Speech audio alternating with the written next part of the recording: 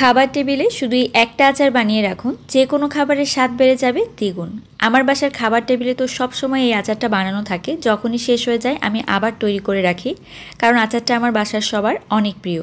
যেই এই আচারটা খায় সেই আমার কাছে কিন্তু রেসিপি চাই, এটা এতটাই মজার একটা আচার।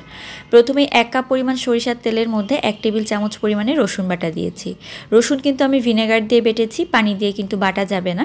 তো এখন এই রসুন বাটা ভালোভাবে তেলের মধ্যে ভেজে নিতে হবে।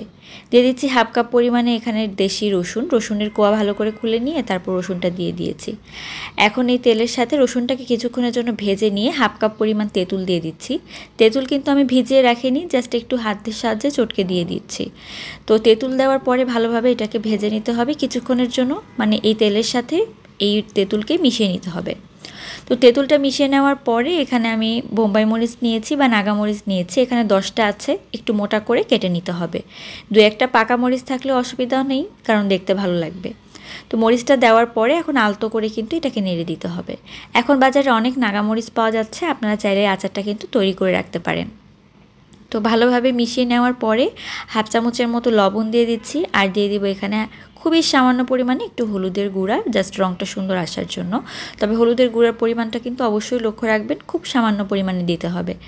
তো ভালোভাবে নেড়ে মিশিয়ে নিচ্ছি। এই আচার বানানো কিন্তু খুবই সহজ, আর এই আচারে 5 ফোড়নের ব্যবহার হয় না, কারণ নাগামরিচের যে সুন্দর একটা ফ্লেভার সেইটা কিন্তু আচারে থাকে না 5 ফোড়ন ব্যবহার করলে।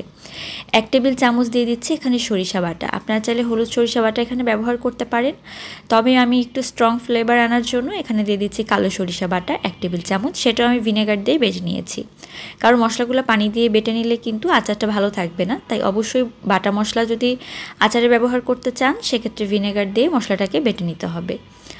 তো এখন ভালোভাবে মিশিয়ে নিতে হবে, আর মেশানো হয়ে গেলে কিন্তু এখানে আমি দিয়ে দিব লেবুর রস, কারণ লেবুর রস দিলে এই আচারটা অনেক দিন পর্যন্ত ভালো থাকবে। আপনারা চাইলে ভিনেগারও ব্যবহার করতে পারেন, তবে ভিনেগারের থেকে লেবুর রসটা দিলে কিন্তু আচারের স্বাদটা একদম অন্যরকম হয়।